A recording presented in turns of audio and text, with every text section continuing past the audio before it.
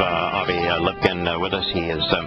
His most recent book presents this fracture between Sunni and Shia Islam that is the basis of the civil war right now in both Syria and Iraq and Yemen, and also issues throughout the Islamic world that are repercussions of all of this. But Avi, it's really interesting that since America has declared war on it, the Islamic State has become the largest and most successful Islamic terrorist group in all of history. Absolutely correct. And you have to remember, the Turks are helping them, Saudis are helping them, right.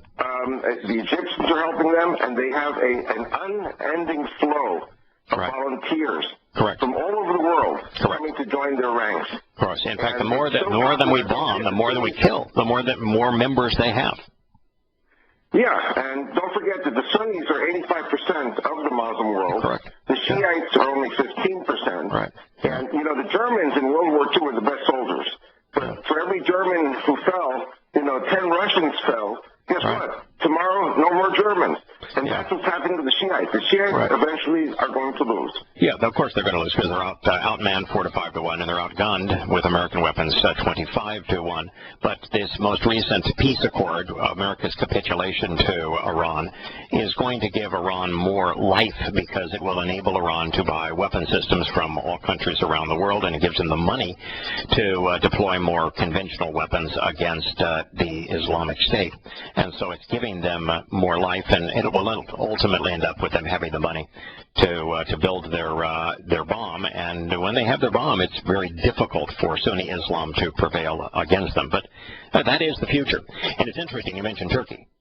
And the problems we have right now is that the Kurds are the only source of targeting information that we have on our airstrikes against the Islamic State.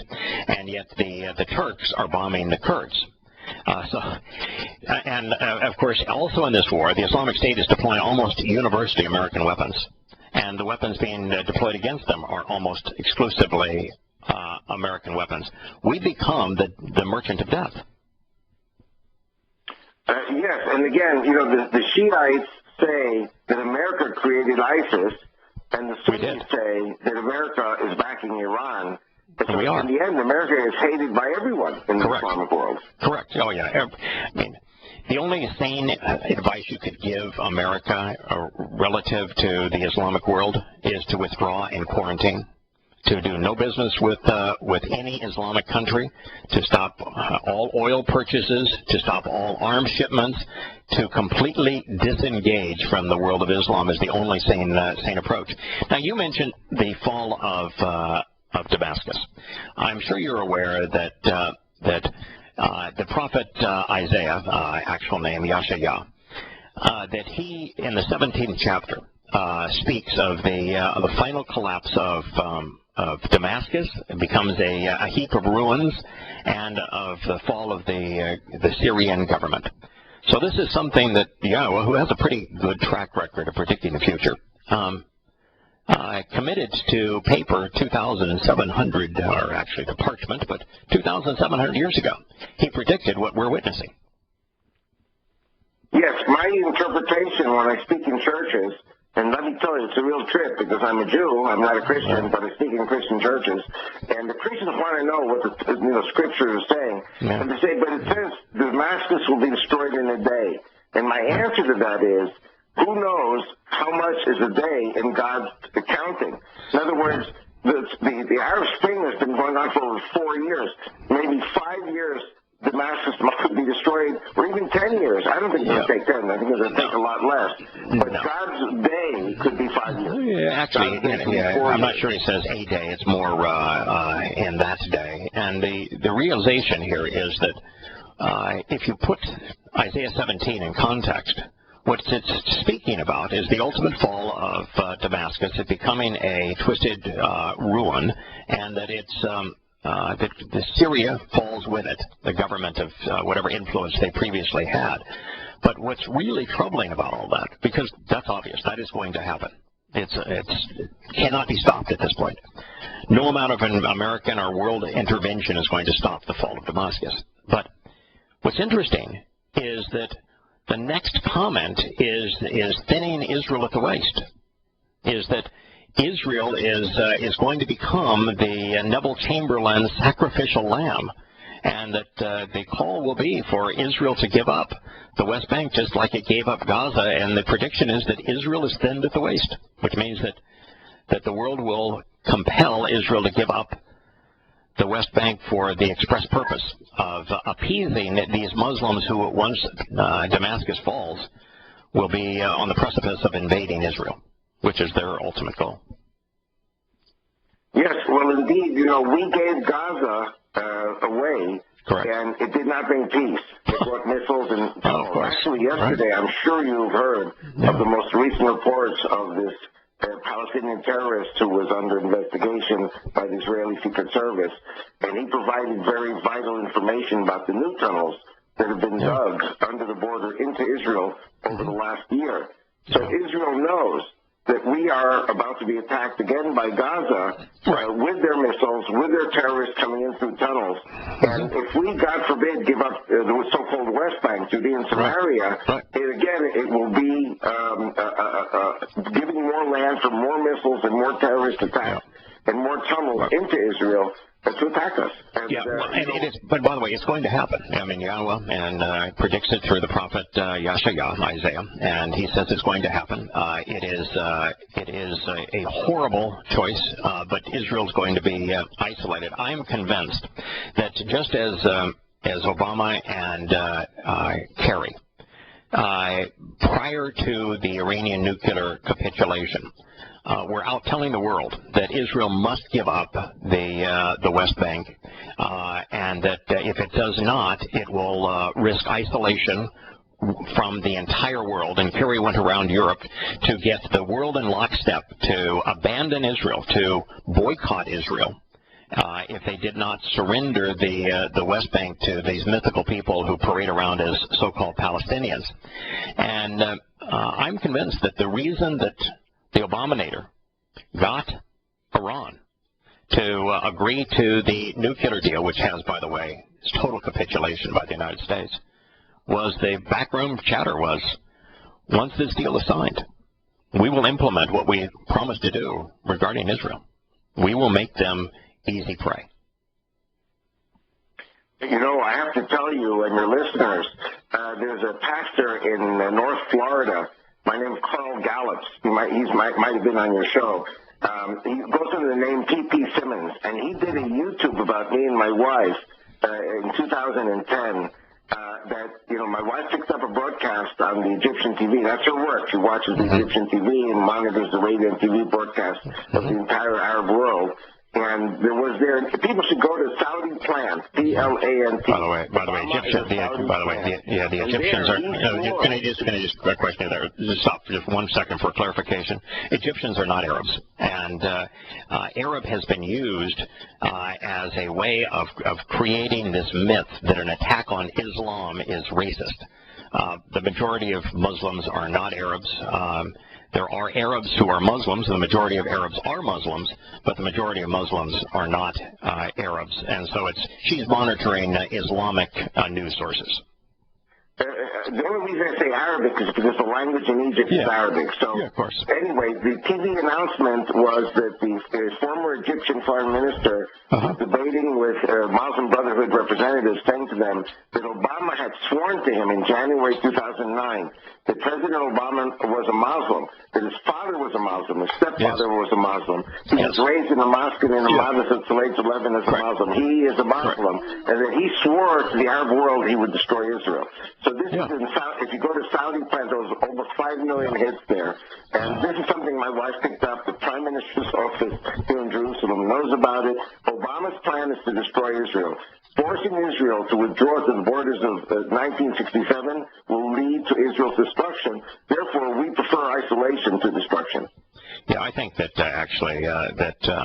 Obama is a blend of anti-Semitic Christianity, and Paul, the founder of the Christian religion, author of half of its New Testament, was extraordinarily anti-Semitic and anti-Torah.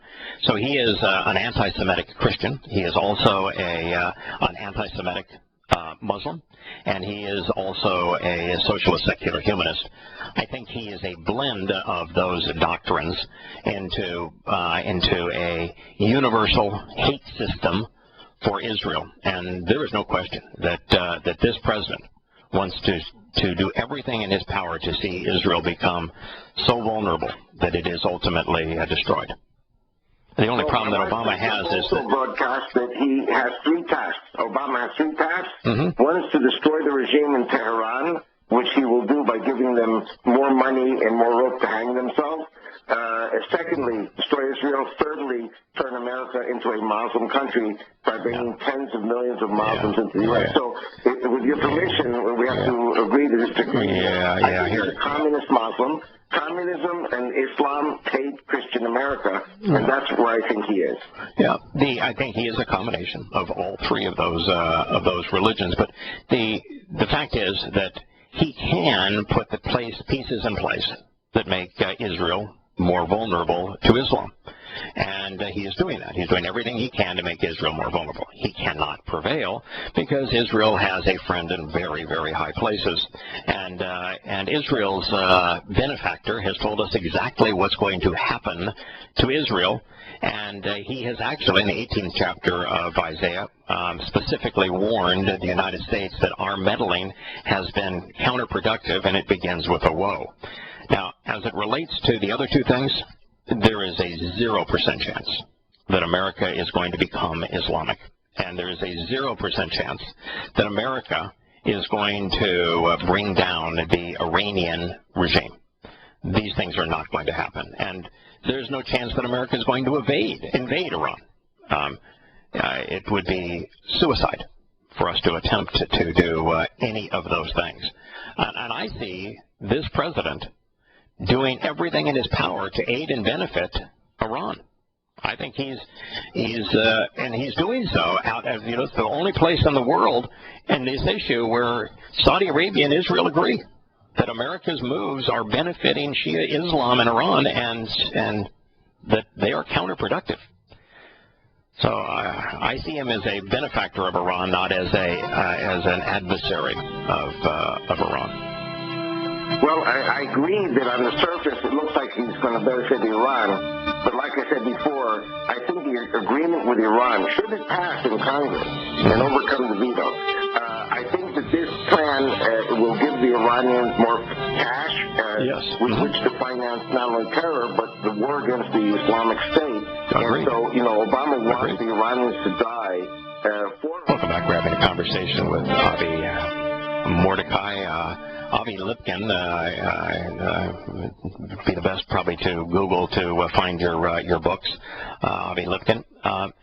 Avi, as we're talking about the world as we see it today, I am quite convinced that lifting the sanctions on Iran and freeing Iran to complete its nuclear bomb help to cause this civil war between Sunni and Shia Islam to last a while longer than it otherwise would, because as you mentioned, they're outgunned 4 to 5 to 1 and outarmed 25 to 1.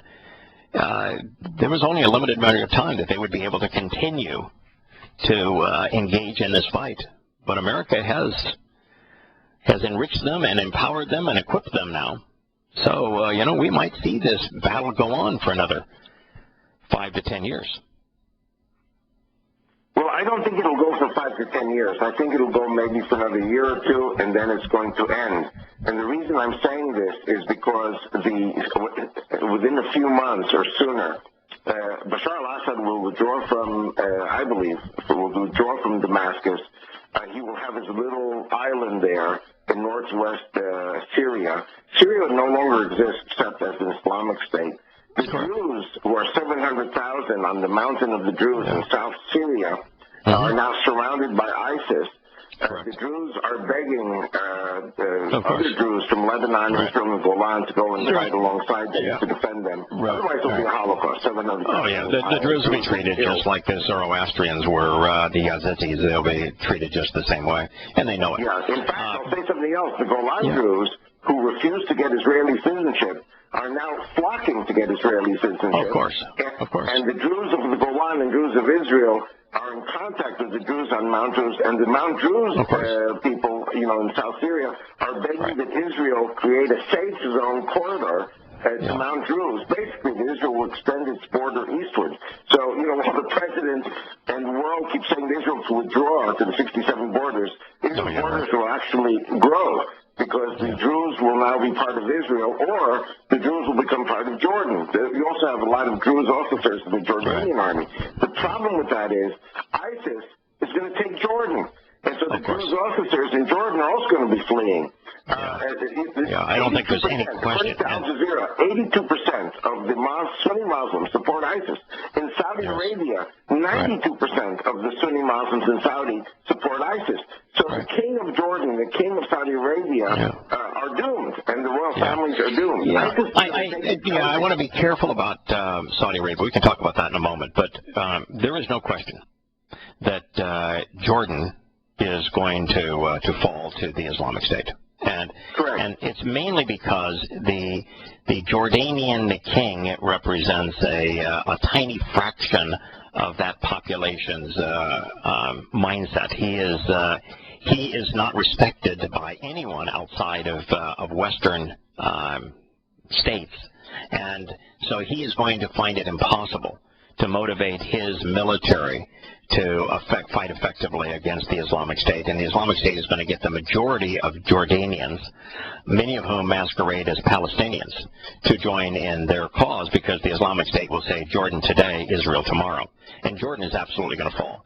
Whether or not whether Bashar al-Assad goes to northwest Syria or not is a question, because northwest Syria is primarily under the control now of the Nusra front, and they're not going to take very kindly to him. So I think he's in a real pickle. I think that his days are numbered.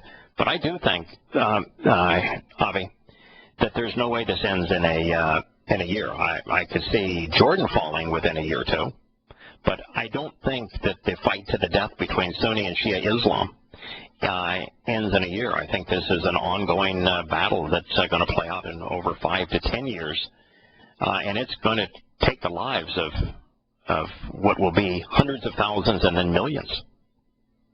Very correct. And by the way, we haven't spoken at all about Lebanon. Lebanon is a country which is, 28% Christian. They're also going to be slaughtered. It's 40% Shiite. They're going to be slaughtered, because now Hezbollah is going to retreat back into Lebanon with Jabhat al-Nusra and Al-Qaeda and the Islamic State on their heels.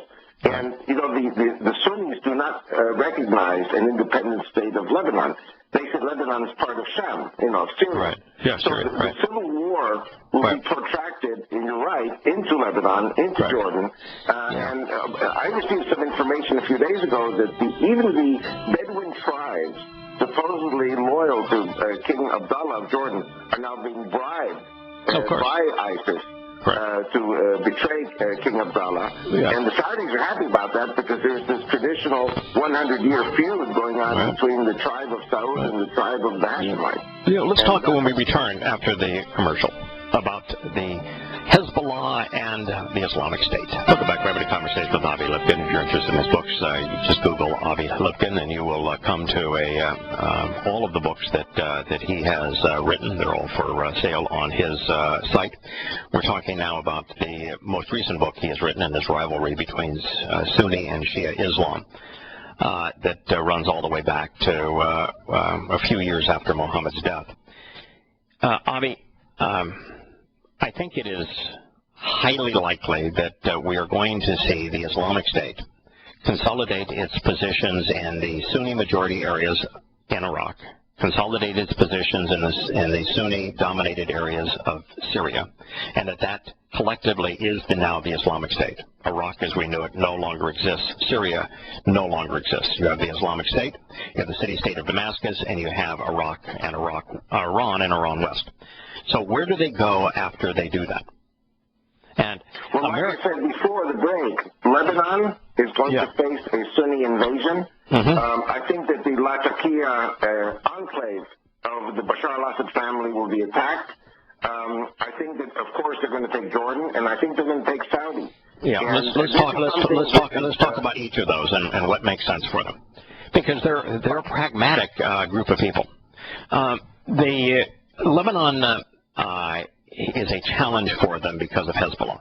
You know, there was a period of time where Assad was losing every battle against the Nusra Front, and when Hezbollah engaged on behalf of Assad, then they turned the tide, and there was a period of a year where Assad was making gains against the fundamentalist Muslim jihadists.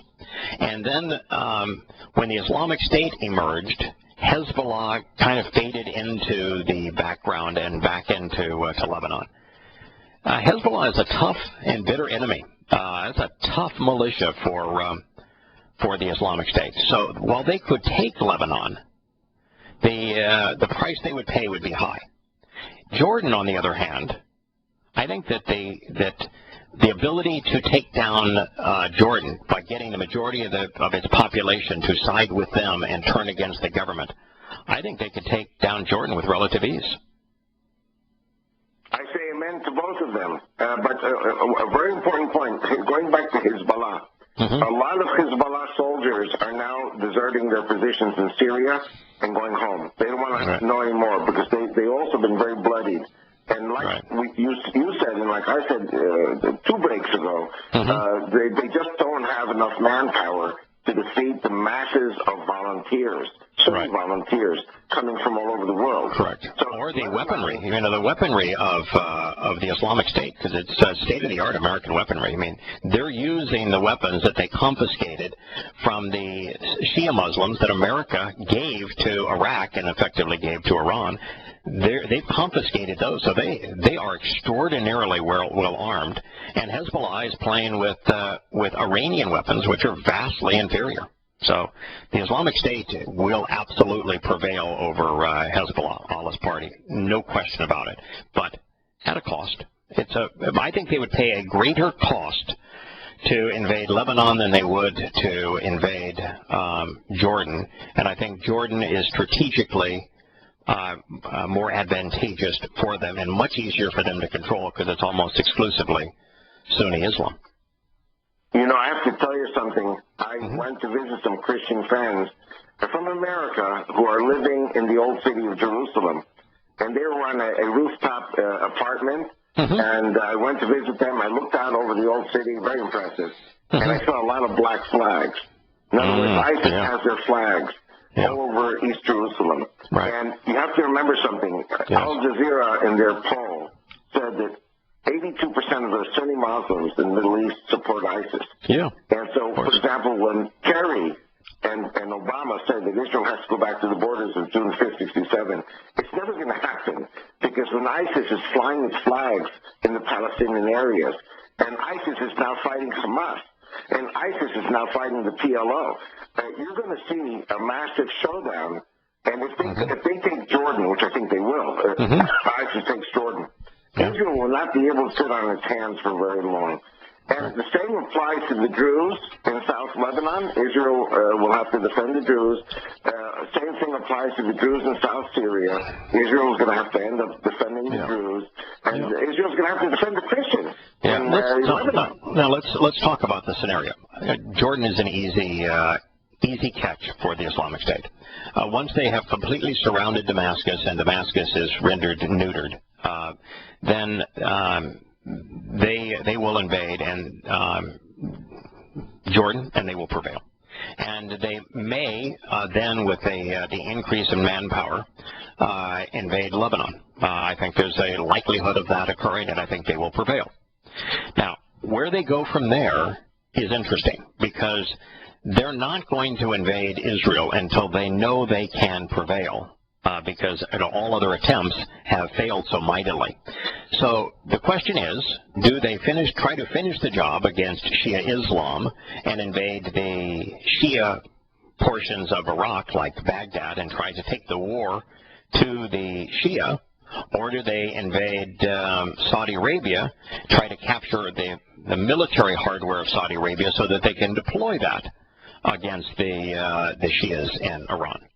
And the question really is, the only reason they would invade Saudi Arabia is because they think that they could, that the population at large would turn on the ruling family, and that they could confiscate what is the largest military in the Islamic world and turn it against the Shias.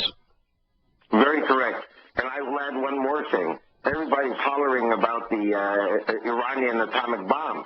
But the Saudis, and this is in my third book, Islamic Threat Updates in 2003, I have an article there that I translated from the Hebrew with permission of Israel's biggest newspaper, Yediot Ahronot, and it's an article written by Ronen Bergman, who is one of the top espionage correspondents in the Israeli intelligence correspondents in the Israeli journalistic world. And the article is in my third book, and it's in my newest book, Islamic Rivalry. The Saudis, as of 10 years ago, have a Chinese-built missile base at the al-Rassooli Oasis. The Chinese sold the Saudis, as of 10 years ago, 120 Dongfeng missiles, which are equivalent to the Pershing missiles, and the Pakistanis, under Abdul Qadir Khan, the founder of the nuclear project of Pakistan, paid for by Saudi Arabia, has provided the Saudis with nuclear warheads. So guess who has Chinese missiles with Pakistani nuclear warheads? And this is something which is a great embarrassment for the U.S. government over the last 30 years. All the administrations are embarrassed about it. It's been kept under wraps. But the Saudis already have 120 nuclear missiles. I don't know the quantity they have, but this I know for certain. The Pakistanis were incapable of financing a nuclear bomb program. It takes a lot of money, and Pakistan is an impoverished Islamic country. And so, but the Pakistanis, because the culture that they were originally educated in was the Hindu and Indian culture, are far more enlightened, far brighter than the average Muslim. And so the Pakistanis were the right place to develop the bomb, so long as you had funding, and OPEC through Saudi Arabia provided the funding with a quid pro quo. The quid pro quo was, we will fund the bomb, but you give us the bomb. And then the reason that the Saudis, after America spent $5 billion building new air bases in Saudi Arabia, kicked Americans out, was because they didn't need the Americans for protection anymore. They were a nuclear power. Correct. So that is the reality of nukes in Saudi Arabia. But Saudi Arabia, it's a different situation with a nuke in Saudi Arabia and a nuke in Iran. The Iranians would gladly sacrifice their lives to kill infidels with a bomb. It's the nature of their religion. And while the Saudi leaders are fundamentalist Muslims, their life is so decadent that they will do anything to maintain their life here. And so they're less likely to use their missiles and bombs. In fact, Khamenei, who is now the leader of Iran, has said that even if half of the Iranian population died as a result of a war, Allah still has a victory. Half the Iranian population is 35 million people. This leadership in Iran is completely crazy. And so, I wonder what are the motivations for Obama and Kerry to let them have this rope to hang themselves, other than Israel attacking them. But I will say something else also, which nobody in the American media is covering, and that is that Iran, with this agreement, is going to unload 60 tankers that are out there, anchored out in the ocean, and they're going to dump about 30 million tons of crude oil onto the markets. Saudi agrees to this. Saudi and OPEC are also lowering prices. I think we're going to be seeing $20 a barrel oil very soon. Do you know why the price of oil has gone down? Because they're flooding the market. Why are they flooding the market? Because they want to break the backs of the American and Canadian frackers. No. Saudi Arabia, when America invaded Iraq and gave Iraq to Iran, and therefore empowered Saudi Arabia's principal enemy, which is Shiite Islam, that the Saudi Arabians recognized that the Iranians were going to develop the bomb, and that America was giving the Iranians a military via Iraq, which was now Iran West. And so the Saudis realized that they didn't want to go to war against Iran because a war between the two would probably turn out as badly as the war between Iraq and Iran during Saddam Hussein's period. And so they don't want to go to war against them, so they say, all right, Saudi Arabia and the royal family have hundreds of billions of dollars in assets already. And holdings around the world. They can afford to take down the price of oil and gas in the world markets and crater them. And if they do that, then Iran's windfall from America's release of their sanctions has far less benefit to Iran than it would otherwise.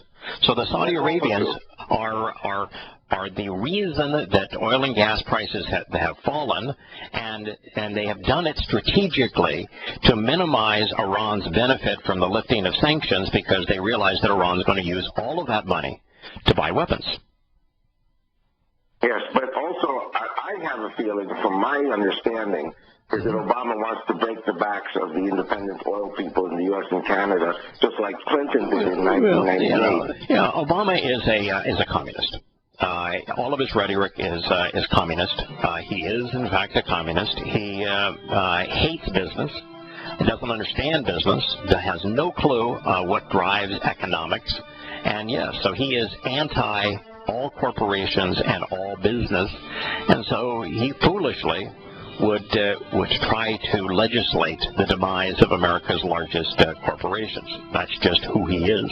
But the fall of oil prices has all to do with Saudi Arabia and Islam. Welcome back to Shattering Myths. This is our final segment for today. We've spent all 2 hours with Avi Lipkin, and who is the author of a number of books, started exposing the threat that is Islam back in 1997, and has written a series of 7 or 8 books, all of which are available on his website. You just Google Avi Lipkin and you'll come directly to them. And the last one, of course, is really a fascinating discussion, which is, where does this civil war between Sunni and Shia Islam take us? And keep in mind that to isolate the Islamic State and say, you know, they're bad, they're the new al-Qaeda. No, the Islamic State and al-Qaeda are entirely, although they're both fundamental Muslim organizations, Islamic organizations, are very, very different. And there's been nothing in the history of Islam that's comparable to the Islamic State, maybe save the Ottoman Empire at its prime. And that is what we're building, and it's going to continue to spread. And the more that we attack it, the more that we bomb it, the faster it'll grow. I don't see it coming to an end anytime soon. That's a good point. What I say in my most recent book is there is, as I see it, an alliance between Europe, the United States, the Vatican, and Sunni Islam versus Russia, China, North Korea, Iran, and the Shiites. Guess who's going to win? Guess who's going to lose? Yeah, you know what's interesting though here is that China is the world's dominant superpower now economically, and that the Russians are a superpower from the point of view of gas and rare earth elements. They are in an extraordinarily strong position. They have no national debt, and they sit on enormous stockpiles of mineral wealth. And both are developing very capable weapon systems to rival those of the United States. But the reason that China and Russia are in support of Iran has nothing to do with Shia Islam. Correct. It has all to do with the oil and gas in the Caspian Sea and these tens of billions of dollars they've invested in the pipelines to take gas from the Caspian Sea through to their countries. So they have to play nice with the Iranians because of that. And so that's why they're on that side. But economically, Europe and the United States will be outmatched by China and Russia. We're not going to win that battle. And while America is the premier manufacturer of weapon systems in the world, most of our weapon systems are poorly designed for this particular fight. They are counterproductive. The more expensive weapons we use, the more bankrupt we become, and the faster the enemy grows. So I see Sunni Islam absolutely prevailing over Shia Islam, but I don't see the United States and Europe prevailing over Russia and China. How would you view that? Yeah, please. Okay, now listen, I am not an expert on weaponries. You know, I don't know anything about weaponries, but, you know, in my travels around the United States, I've met many people who claim that they are, and there was one woman, who I won't identify, but she told me that her father, who is now retired, told her that America has such horrible weaponries ready to go. We do. And it's going to be a pity that millions of people are going to die as these armies fight each other with sticks and stones, and then these weaponries will be brought in, weaponries that America and Europe has, that are going to be so destructive that it's going to be the end of China and Russia. So I'm not saying I disagree with you. I'm just saying this is another thing I heard. But what I am saying is that Russia, China, North Korea are using the Shiites as useful idiots, as proxies in a war against the Sunnis and against the West, whereas the U.S., Europe, and the Vatican have this one world government working with the Sunnis against the Shiites. Everybody's using everybody. Yeah. And, you know, the Sunnis are using the West, Saudis are using the West as their mercenaries, and the Iranians are going to use the Chinese and the Russians as their mercenaries, and this is the makings for the perfect storm of World War III. Yeah, there's clearly going to be a World War III, and Yahowah describes World War III as an all-Islamic assault on Israel, and by that time, based on everything that I read, the United States will be a non-factor. Yes, we are the merchants of death in the world, but we have so bankrupt ourselves, and our weapon systems are so expensive, and the entitlements that we have passed are so egregiously costly that I don't see the United States as being a significant factor 10 years from now. We have bankrupted ourselves. We've taken ourselves out of the game, and we've done so many things to isolate America and destroy its credibility. Avi, it's been a pleasure talking with you. I appreciate your knowledge and insights. Take care of yourself and Israel. God bless you, and God save America, and God save Israel.